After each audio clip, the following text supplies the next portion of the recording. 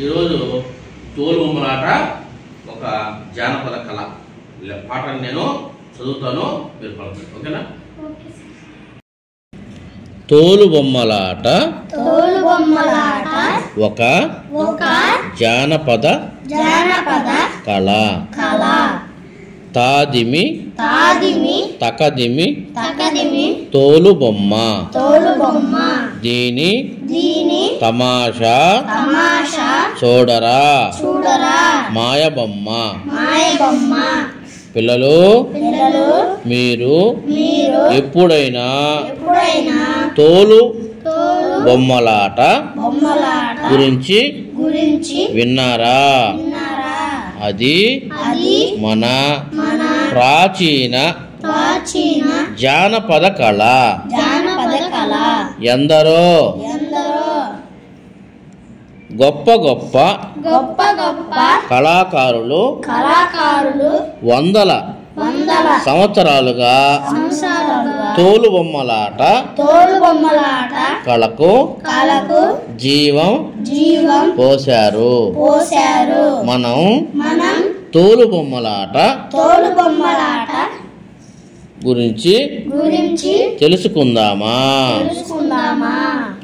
90 ఆమడలైన వెళ్ళి తోలు బొమ్మలాట చూడాలి అనే ప్రాచీన నానుడి వలన ఆనాటి గ్రామీణ జీవితాలలో తోలు బొమ్మలాట ఎంత ప్రాముఖ్యం ఇచ్చారో తెలుస్తున్నది.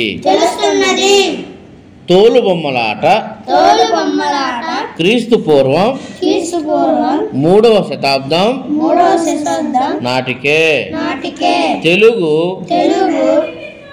ప్రాంతంలో ప్రచారంలో ఉన్నట్టు తెలుస్తున్నది. మన ఆంధ్రలో తూర్పు గోదావరి వైఎస్ఆర్ కడప అనంతపురం శ్రీకాకుళం విశాఖపట్నం జిల్లాల్లో తోలు బొమ్మలాట కళాకారులు ఉన్నారు. మహారాష్ట్ర నుండి వలస వచ్చిన ఆరే కులస్తుల నుండి ఈ తోలు బొమ్మలాట ఇతర కులస్తులు నేర్చుకున్నారు.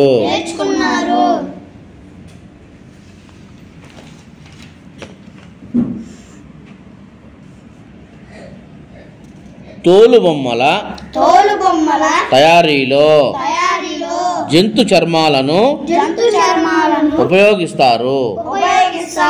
ఇవి అన్ని కాలాలకు అనుకూలంగా ఉంటాయి. తోలు బొమ్మలు 1 అడుగు నుండి 4-5 అడుగుల ఎత్తు వరకు తయారు చేసుకుంటారు.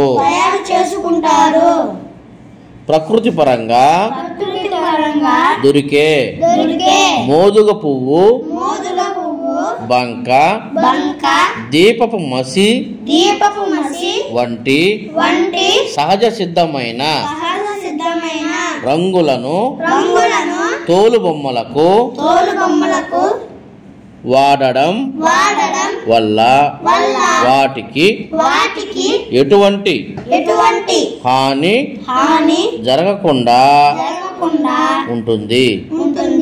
బొమ్మలను తెర మీద ఆడించటానికి అనుకూలంగా వెదురు బద్దను బొమ్మ మధ్య భాగంలో కడతారు. బొమ్మను ఆడించటానికి ఈ వెదురు బద్దే ఆధారంగా ఉంటుంది. మూడు వైపులా మూసి ఉన్న పందిరి వేసి ముందు వైపు తెరలాగా పల్చటి తెల్లని బట్ట కడతారు. ప్రదర్శనకు 6 నుంచి 8 మంది కళాకారులు ఉంటారు. కథలో స్త్రీ పాత్ర వచ్చినప్పుడు స్త్రీలు, పురుష పాత్ర వచ్చినప్పుడు పురుషులే పాట పాడుతారు. వంతలు హార్మోనియం మధ్యల తాళాలు వాయిస్తూ వంత పాడతారు. తోలు బొమ్మలాటలో చెప్పే భాగవత కథల్లో ఎక్కువగా భక్త ప్రహ్లాద, సావిత్రి, కృష్ణలీలలు మొదలైనవి 3 రోజుల పాటు ప్రదర్శిస్తారు. రామాయణ, భారత, భాగవత కథా వస్తువులతో పాటు సమాజానికి అవసరమైన వేమన, సుమతి, నీతి శతకాలలోని పద్యాలను, శ్లోకాలను, సూక్తులను, నీతి వాక్యాలను, సామెతలను సందర్భానుసారంగా ఉపయోగిస్తారు.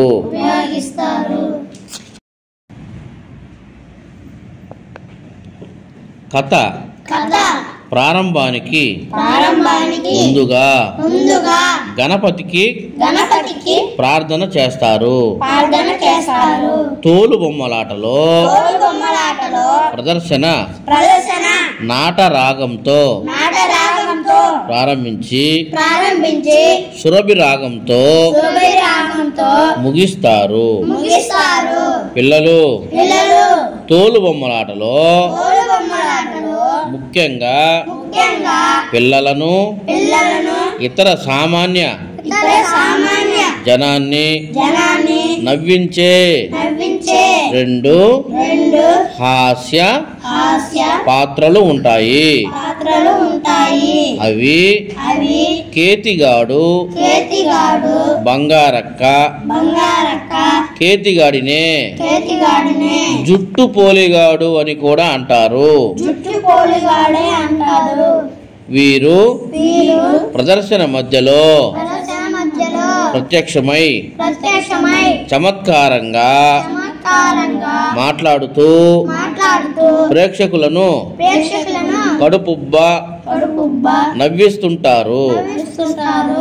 ఈ కళాకారుల కుటుంబాలలో చిన్నప్పటి నుంచి పిల్లలకు ఈ కళపై శిక్షణను ఇస్తారు. తోలు బొమ్మలు తయారు చేయడం, వాటిని ఆడించడం, పద్యాలు, పాటల గానం, సంభాషణలో పలికే తీరు తదితర అంశాలపై తర్ఫీదునిస్తారు. తోలు బొమ్మలాటలో ప్రదర్శించే కథలు, గాథలు పుస్తక రూపంలో ఉండవు. కనుకనే పిల్లలు వీటిని ముఖతః పారాయణం ఒకరు చెబుతుంటే విని నేర్చుకోవడం చేస్తారు. ఇందుకు వారికి మంచి జ్ఞాపక శక్తి కావాలి. ప్రదర్శన నైపుణ్యం కూడా కావాలి. ఏ కళారూపమైన రక్తి కట్టేది కళాకారుని నైపుణ్యంతోనే. కళల ద్వారా మానవ నాగరికత ప్రతిబింబిస్తుంది. జానపద కళలు ఒక తరం నుంచి మరొక తరానికి శృత పాండిత్యంతో ప్రవహిస్తూ ఉంటాయి. ఈ కళలు కాలగర్భంలో కలిసిపోకుండా కొందరు పరిశోధకులు గ్రంథస్థం కూడా చేస్తున్నారు. పగటి వేషాలు, కోలాటాలు, బుర్రకథ, ఒగ్గు కథ, జముకుల కథలు వంటి ఎన్నో జానపద కళలను కాపాడుకోవలసిన బాధ్యత మన అందరిది. సంస్కృతిని కాపాడుకోవడం మన కర్తవ్యం. కాబట్టి పిల్లలు వివిధ జానపద కళారూపాల పాటలు, నృత్యాలు నేర్చుకుని ప్రదర్శించి కళలను ఆదరిద్దాం.